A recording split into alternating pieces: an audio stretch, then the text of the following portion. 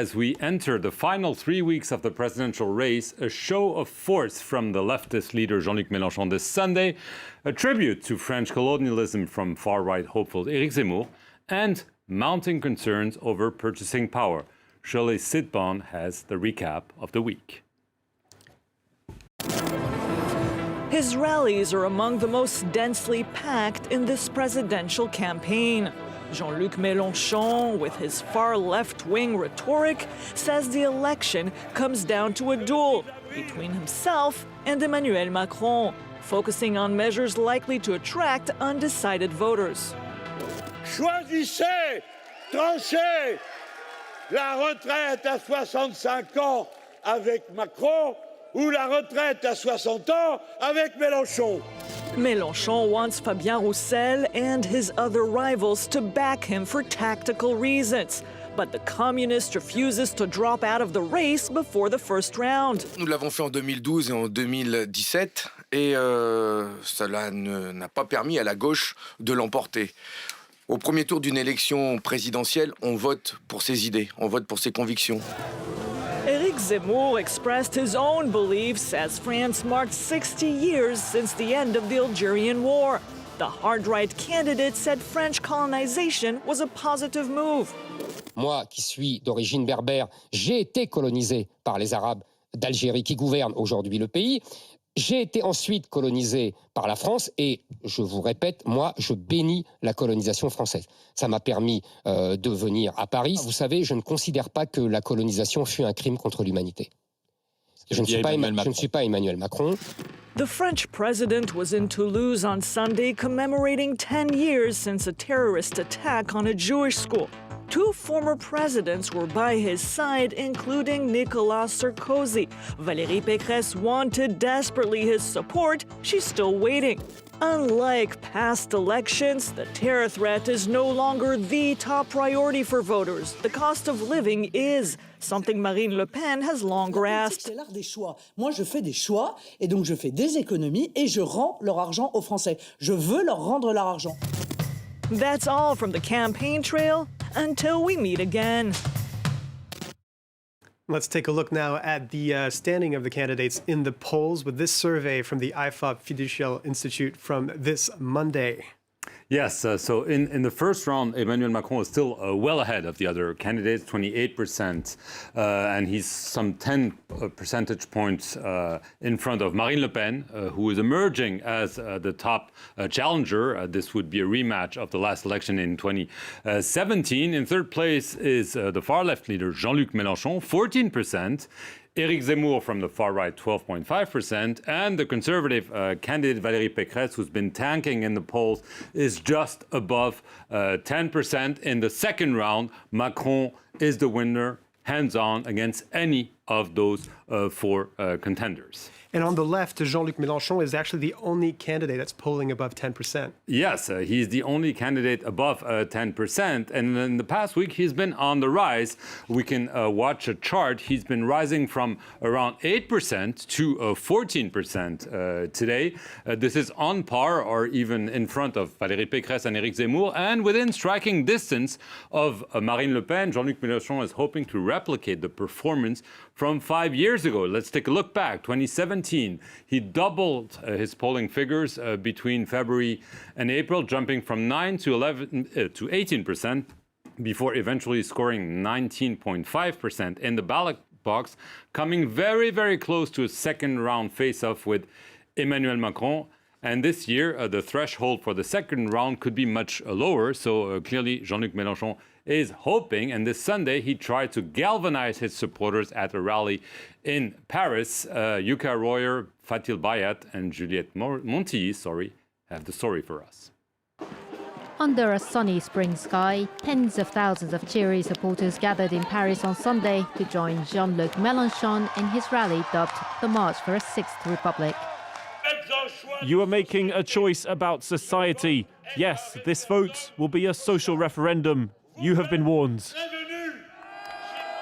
Promising to overhaul the country's social-economic structure, the far-left candidate has been slowly rising in popularity. He's now in third place in latest opinion polls, twice as popular as the Green Party's Yannick Jadot. The people of the left, as we call them, have not gone away. The question for us now is not whether we can take supporters away from Jadot, but rather to wake up the people who do not want to vote. Support for Ukrainian resistance, retirement at 60, a minimum wage of €1,400 and a freeze in fuel prices. For almost an hour, Mélenchon presented his programme to the jubilant crowd.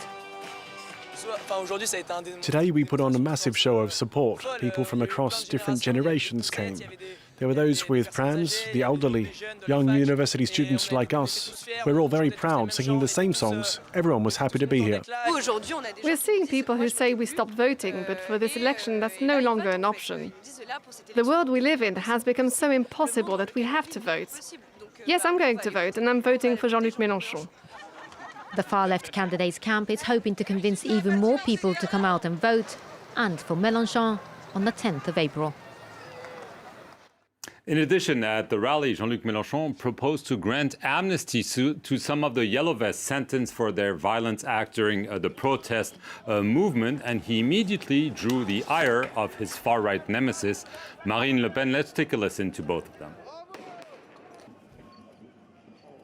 Le gouvernement de l'Union populaire réparera tout ce qui peut l'être pour les victimes de l'autoritarisme.